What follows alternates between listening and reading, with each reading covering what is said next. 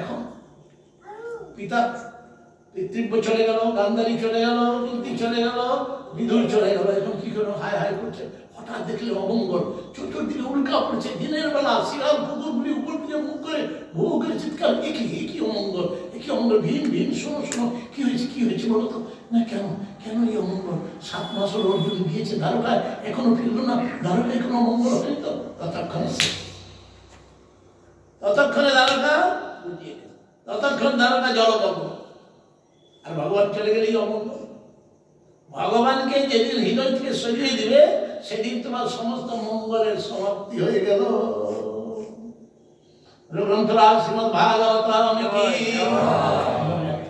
তখন দুইজনে ভীম কি হলো, ভীম ভালো না না, অর্জুন গিয়েছে, আসবে কিছুক্ষণ পরে অর্জুন মুখটি নিচু করে চলছে। অর্জুন মুখটি নিচু করে চলছে কেন?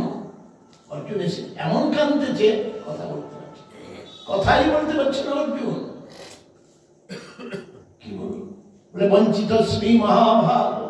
অর্জুন এসে কাঁদতে কাঁদতে মুখটা নিচু করে সে বলছে যে আজকে আমি বঞ্চিত হয়েছি, আজকে আমি উপেক্ষিত হয়েছি। যাহার করুণায় আমার ধনুর্ঘাত, যাহার করুণায় আমি গান্ডীবী, সেই গান্ডীব আমার তোলার মতো শক্তি নেই। একছত্র আমি সর্বশ্রেষ্ঠ, সবাই বলেছিল অর্জুন মতো শক্তিশালী আর দ্বিতীয় কেউ নাই। মহাধনুর্ধর, আমার সামনে যাদেরকে নিয়ে আসছিলাম তাদেরকে চোর তস্কর গুলো ছাড়িয়ে নিয়ে গেল, আমি ধনুই উঠাতে পারিনি, আমি কি করবো? যুধিষ্ঠির বললেন ধর্ম জানে। এই অধর্মের কারণ কি না, ভগবানের এই পৃথিবী ভগবানের কৃপা থেকে বঞ্চিত হয়েছে। সঙ্গে সঙ্গে পরীক্ষিত মহারাজকে রাজা করে দিয়ে, আসনে বসিয়ে দিয়ে পরীক্ষিতকে হস্তিনার রাজা করে দিলেন। আর দ্বারকাধীশ চলে গিয়েছে। সেই বংশে কৃষ্ণের কে ছিল? নাতির পরে যা হয় তাকে কি বলে? কি বলে? নাতির ছেলেকে তার নাম হচ্ছে বজ্র, ব্রজনাভ। ব্রজনাভকে দ্বারকার রাজা করে, দ্বারকার মথুরা রাজা করে, পঞ্চপাণ্ডব ব্যাস পরীক্ষিত মহারাজ রাজা হয়। দিগ্বিজয় পরীক্ষিত মহারাজ রাজা হয়ে দেখছেন আমার রাজ্যে কোনো প্রকার অমঙ্গল হতে দেবে না। তখন দিগ্বিজয় বেরোলেন, চতুর্দিকে দেখি কোথায় অমঙ্গল হচ্ছে কেন। কিন্তু যেই ভগবান চলে গিয়েছে তখন ধর্ম কান্না করছে, পৃথিবী কাঁদছে। ধর্ম আর পৃথিবীকে মাতা, ধর্ম আর পৃথিবী, বৃষ আর গাভী দুইজনের সংগ্রাম হচ্ছে, একে অপরের দুঃখের শেয়ার করছে। ভগবান চলে গেছে, কি করবো? ধর্ম কার আশ্রয় থাকবো? দুইজনে কান্না করছেন। আরেক শূদ্র রাজবেশী শূদ্র কলি সেই বৃষরূপী ধর্মকে আঘাত করতে আসছে। পরীক্ষিত মহারাজের প্রশ্ন ছিল, বৃষরূপী ধর্মের এই দুঃখ দেখে আপনার, আচ্ছা আপনি কেন কাঁদছেন? একটি ভাগবতের শিক্ষা দেখুন। আপনি কেন কাঁদছেন? আপনার 3টা পা দেখে নড়বড় করছে, একটা পায়ে কোনো রকমে আছে, আপনার এই 3টা পা ভেঙে দিল কে? বলুন আপনার দুঃখের কারণ কি? পরীক্ষিত বেঁচে থাকতে আপনার দুঃখ কেউ দিতে পারে না, আপনার সমস্ত দুঃখ অনায়াসে আমি এখনই করতে পারবো। বলে হে রাজা, আমরা কি করি, তোমার এটা হলো কেন? আরে অমুক লোকটা রাস্তায় কাঠটা ফেলে দিয়েছিল, এই জন্য আমার পায়ে আঘাত লাগে। আমাদের দুঃখের কারণ কাউকে আমরা সদা সর্বদা অন্যকে দোষারোপ করি। কিন্তু ধর্মপথে যে চলে বলে, জানো আমার এই যে 3টা পা নষ্ট হয়েছে, কেন হয়েছে আমি বুঝতে পারছি না।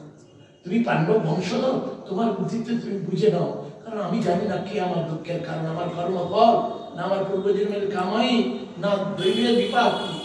তখন ধর্মরাজ রূপে পরীক্ষিত বলে বাস্তবে ধর্মম প্রবিশি ধর্মজ্ঞ ধর্ম শ্রী বিশ্বরূপ ধৃত যত অধর্মকৃত স্থান সূচকস্য পিতাদ ভবেৎ।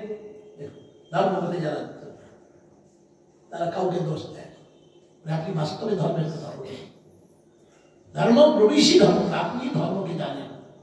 বৃষণ বলদের রূপ ধারণ করলে কি হয়? আপনি ধর্মের বাস্তব কথাটি বলেছেন। কেন না, কেউ যদি অধর্ম করে থাকে, অধর্ম না করলে ধর্মের পা ভাঙবে না, তাহলে কেউ অধর্ম করেছে? কেউ যদি অধর্ম করে পাপ, কেউ যদি পাপ করে থাকে, মায়েরা ভালো করে শুনে রাখো, মায়েদের একটা বিশাল দুর্বলতা আছে। তাই অভিশাপ দিয়েছিল মহারাজ যুধিষ্ঠির। যত অধর্মকৃত স্থান, কেউ যদি পাপ কর্ম করে থাকে, সেই পাপ কর্মের কথাটা অন্য যদি কেউ অন্য কাউকে বলে থাকে, সেই পাপের ভাগী সে হবে। গ্রন্থরাজ শ্রীমদ্ ভাগবত কি। তাই বাঁচবার একমাত্র উপায় তাহলে মিথ্যা বলবো না, এখানে কৌশল। যারা ধর্মপথে চলে, দেখলো একটা পাপ করবো তো তাকে জিজ্ঞাসা করো কি হচ্ছে গো, না আমি লক্ষ্য করি নাই, তুমি যে ওই দিক দিয়ে আসছো, আসলে না অন্য দিয়ে অন্য মানুষ পেয়েছি, ব্যাস বেঁচে গেল। কারণ পাপ কথা বললে তো পাপের ভাগী নিতে হবে, তার থেকে বুদ্ধির কি করে। আর যদি আমি বলি না পাপ হয়নি, তাহলে মিথ্যা হলো, তাহলে কি করবো এই ক্ষেত্রে? বলবো না বলবো একমাত্র কৌশলে আমি ঠিক হয়তো হয়েছে কিনা আমি ঠিক সেই ধ্যান দিই। হ্যাঁ সত্যি, তাহলে বিপদ থেকে বাঁচার একমাত্র উপায়। এখন সেই শূদ্র বেশি কলি নিগ্রহ, কলি যখন হত্যা করতে যাচ্ছে বিষয়টা বলে থামো, আমার রাজ্যে তুমি রাজ চিহ্ন, কিন্তু তুমি তো শূদ্র, তুমি কি তুমি হত্যা করতে, তোমাকে আমি হত্যা করবো। রাজা আমি আপনার প্রজা, প্রজা এরকম দুষ্ট কার্য প্রজা, আমি কলি না, কলি স্থান নেই, কলি আমি তো আপনার প্রজা, আপনি কি করে স্থান দিবেন না?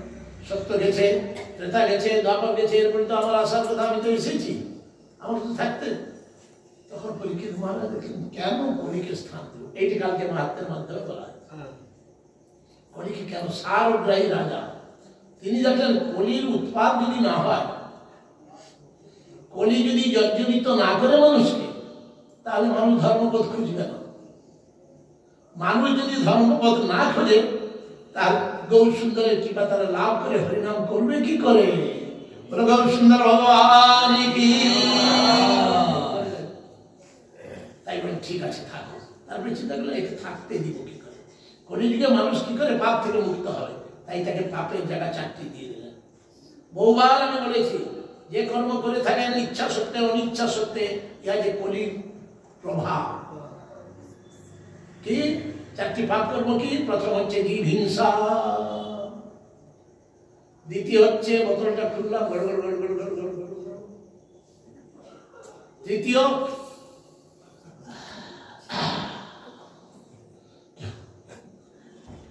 বেশি বলে লাগবে এই সাড়ে, আর চতুর্থ পরস্পরের অবৈধভাবে চারটি স্থান দিয়ে দেবে। এই চারটি কর্ম যারা করে থাকে তারা ধর্মপথে এগোতে পারে না। যারা এই চারটি কর্মের একটি কর্ম করে থাকে, এটি একটা ফুটো কলসির মতো, যতই ধর্ম করো না কেন জল গড়ে যাচ্ছে, জল গড়ে যাচ্ছে। তাই প্রথমে এই কলসির যে ছিদ্রটাকে বন্ধ করো, তবেই তো আগে বাড়বে, তবেই জল বাড়বে। কলি বলছে এই চারটা কর্ম তো কেউ করবে না আপনার রাজ্যে, আর একটু জায়গা দেখো চিন্তা করলে কলিযুগে পাপ কর্মটা কোথায় হবে, সেটা খুলে আমি বলবো না, ইশারে বলে দিচ্ছি। যেখানে সোনা আছে, সোনা, সোনা বললে সোনাপট্টি হয়ে যাবে, আমি সোনাপট্টির কথা বলবো না, হয়তো সোনার কারবারি অনেকে আজকাল আছেন, কিছু মনে করবেন। সোনায় অর্থাৎ সোনা জায়গায় না, যাই অর্থের প্রাচুর্য যেখানে, সেইখানে